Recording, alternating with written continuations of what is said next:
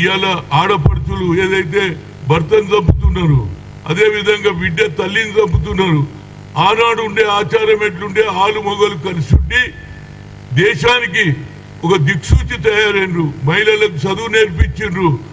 తప్పుడు సంస్కారం ఉంటే పొంగడు చచ్చిపోతే ఎంటికలు తీసే ఆచారాన్ని బంద్ చేసిండ్రు.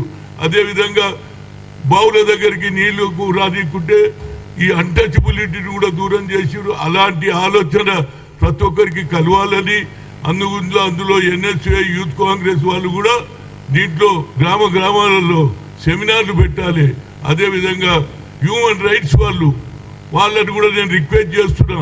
నక్సలైట్లను చంపితే మీరు హ్యూమన్ రైట్స్ వాళ్ళు ఎట్లా చంపినట్టున్నారు?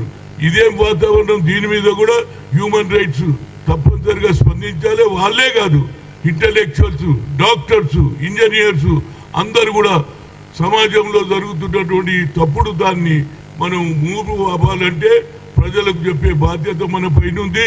మేము తప్పనిసరిగా అన్ని జిల్లాలలో తిరిగి ఈ చెడు సాంప్రదాయాన్ని, ఒకప్పుడు ఎవరు హరిశ్చంద్రుడు చనిపోతే హరిశ్చంద్రుడు వారు భార్య ఎముడు ఎత్తుకపోతుంటే నా భర్తను కాపాడండి అంటున్నారు. ఇప్పుడు భర్తనే చంపేస్తున్నారు. కనుక ఈ ఆచారం పోవాలంటే తప్పనిసరిగా మనం ఆలోచన చేయాలి. అదేవిధంగా ఆ 18th సెంచరీలో ఆయనకు వచ్చిన ఆలోచన ఇవాళ రాహుల్ గాంధీ గారు ఇంప్లిమెంట్ చేస్తున్నారు. బడుగు మొదలైన వర్గాల గురించి సామాజిక న్యాయం జరగాలని మా నాయకుడు కోరుతున్నాడు. కాబట్టి దాన్ని తప్పనిసరిగా మా రాష్ట్రంలో ఇంప్లిమెంట్ చేస్తాం.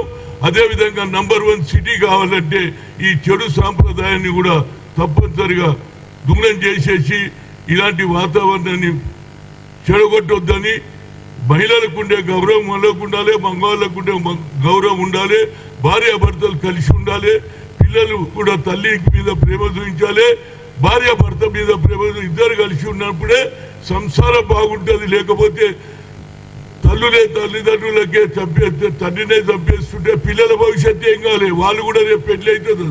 ఇదే విధంగా ఏదైతే లవ్ అఫేర్స్ జరుగుతుందో ఈ లవ్ అఫేర్స్ పక్కకు పెట్టి ఆలోచన చేయండి. మీ లవ్ అఫేర్ తెలియకుంటే కావాలంటే మీరు పెళ్లి చేసుకొని, ఎందుకంటే మీకు వచ్చినటువంటి వయసు సరిపోతుంది కాబట్టి కొట్లాడి చేసుకొని కానీ పెళ్లి చేసుకుంటారు. తర్వాత భర్తను ఏ విధంగా చంపాలని మహిళలే అయ్యేదో పెళ్లి చేసుకుని ఆడపడిచే స్కెచ్ చేసే వాతావరణం నేను చూడలేదు. దీని మీద నేను ఏది లేవు, ఇదైతే